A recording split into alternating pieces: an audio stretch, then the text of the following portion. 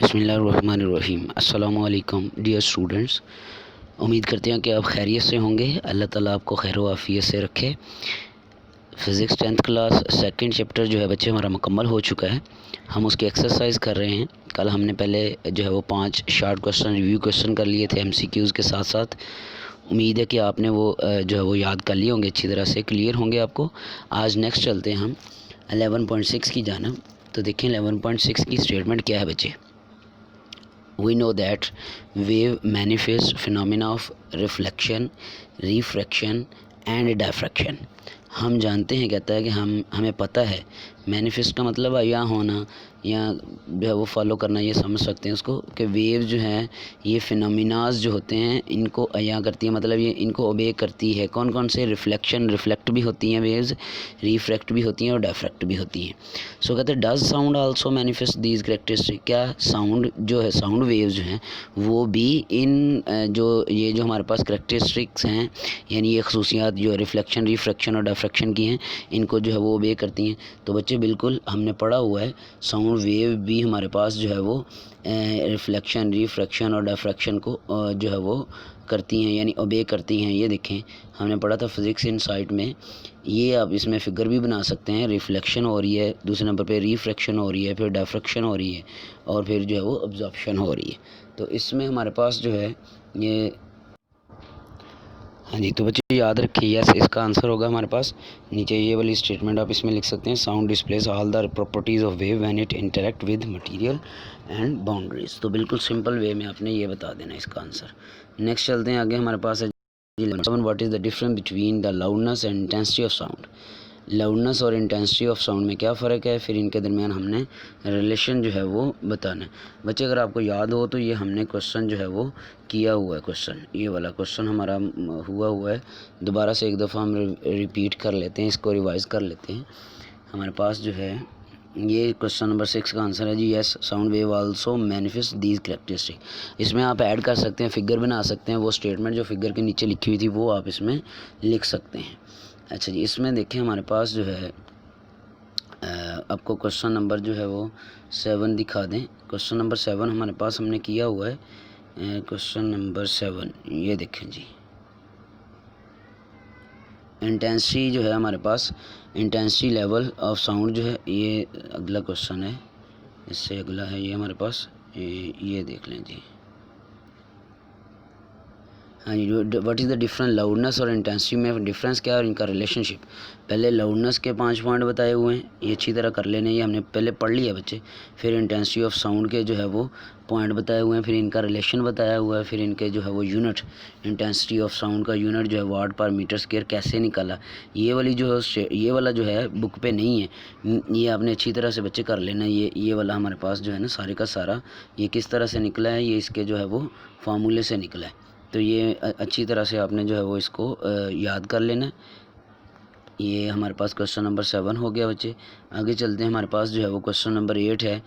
On what factor does the loudness of sound depends. Loudness जो है हमारे पास sound की, वो किन फैक्टर्स पे डिपेंड करती है। ये भी जो है हमारे पास क्वेश्चन हमने कर लिया था। इधर से मैं बुक से ही आपको, टेक्स्ट बुक से इसका बता देता हूँ। हमारे पास जो है वो लाउडनेस किन फैक्टर्स पे डिपेंड करती है।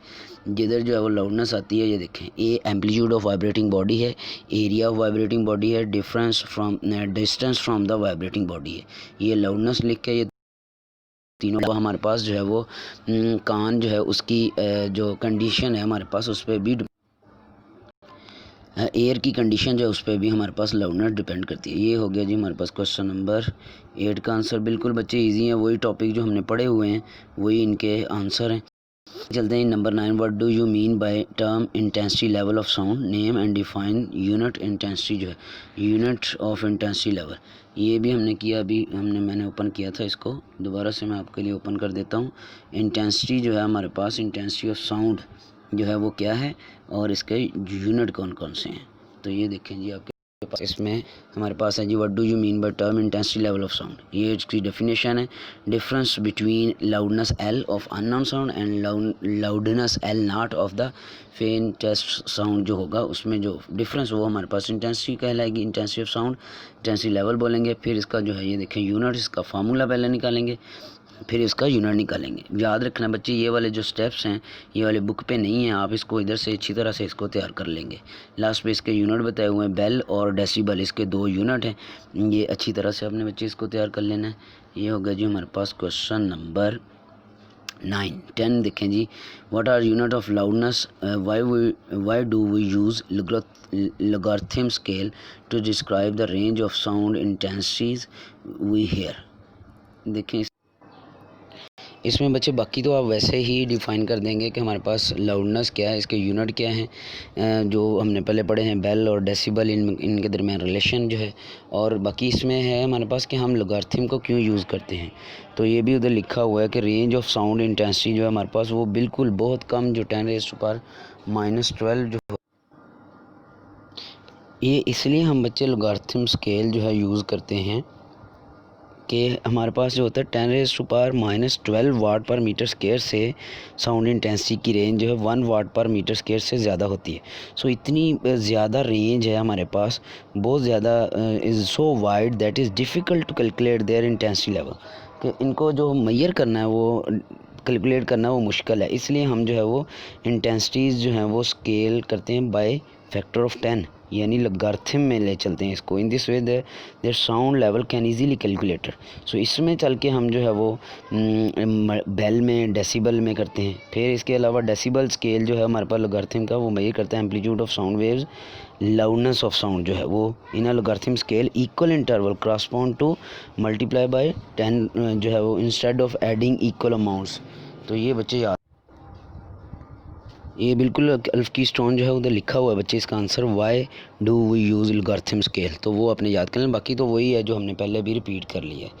नेक्स्ट चलते हैं जी आगे। हमारे पास इसमें difference between frequency and pitch और इनका रिलेशनशिप जो है ग्राफिकली हमने बताना है।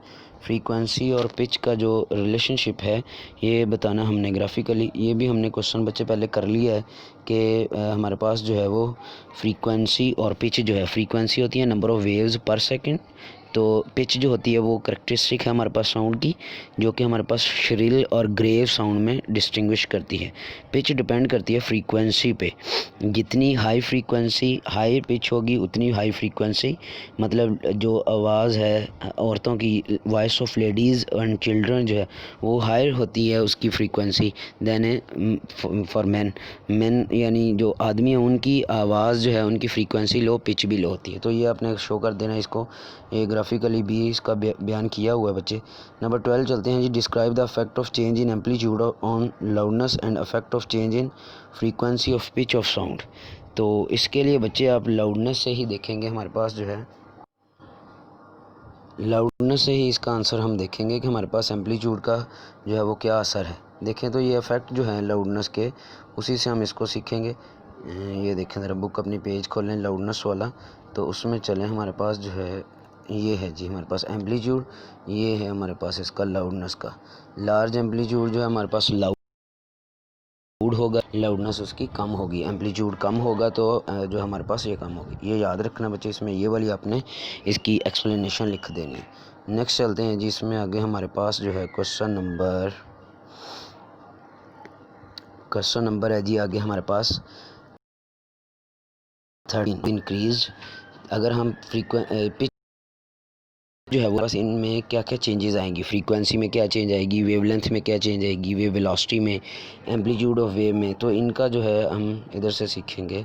मेरे पास जो है मैंने इसका निकाला है जी आंसर।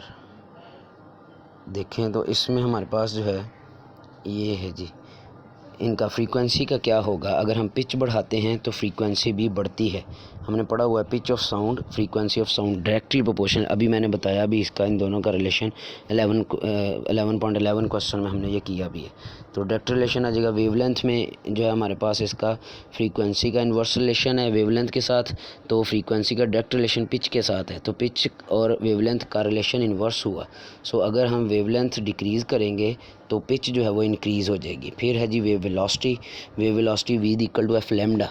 वेव वेलोसिटी जो है फ्रीक्वेंसी के डायरेक्ट रिलेशन में, वेलोसिटी इंक्रीज़ करेगी with increase of pitch of sound. जैसे पिच इंक्रीज़ होगी तो वेलोसिटी भी इंक्रीज़ हो जाएगी। लास्ट वन है जी amplitude, amplitude does not change, ये पिच के साथ चेंज नहीं होगा और ना ही ये फ्रीक्वेंसी इसके साथ जो है हमारे पास चेंज होगी, इसके साथ कोई फ़र्क नहीं पड़ेगा, एम्पलीट्यूड के ऊपर कोई फ़र्क नहीं। तो ये था जी बच्चे हमारे पास रिलेशन। ये अलग-अलग से आपने बता देना, अलग-अलग शॉर्ट क्वेश्चन भी इनका बनता है, वो भी आपने अच्छी तरह तैयार कर लें। नेक्स्ट चलते हैं जी, नंबर 14 है clap or speak in front of a building while standing at a particular distance. ये हमारे पास हो गया क्वेश्चन 14 हो गया, 15, 16, 17, 18 ये हम पहले ही कर चुके हैं। ये जो है हमारे पास लास्ट लेक्चर में हमने ये क्वेश्चन सारे के सारे जो 5 के 5 लास्ट वाले हैं ये क्लियर कर लिए थे। ये अच्छी तरह से बच्चे आपके क्वेश्चन जो रिव्यू क्वेश्चन आपने अच्छी तरह तैयार कर लेने। 18 हैं, हमने तकरीबन इनको 3 पार्ट्स में डिवाइड करके किया है, 5-5, 6-6 करके जो है हमने क्वेश्चन किए। आज भी हमने 6 क्वेश्चन किए और पहले हमने जो है आखिरी 5 पहले कर लिए थे, परसों कर लिए थे और कल जो है हमने पहले 5 किए थे। तो बच्चे ये आपका काम है कि आप जो है रिव्यू क्वेश्चन और ये जो हमारे पास मल्टीपल चॉइस हैं इसके, ये अच्छी तरह से इनको तैयार कर लें। फिर जो है कल हमारे पास जो है वो आगे कंसेप्चुअल क्वेश्चन होंगे, फिर हम वो कल करेंगे। ये अच्छी तरह से इनको तैयार कर लेना आपने। कल तक के लिए बच्चे खुदा हाफिज़, शुक्रिया, अपना ख्याल रखिएगा जी, खुदा हाफिज़।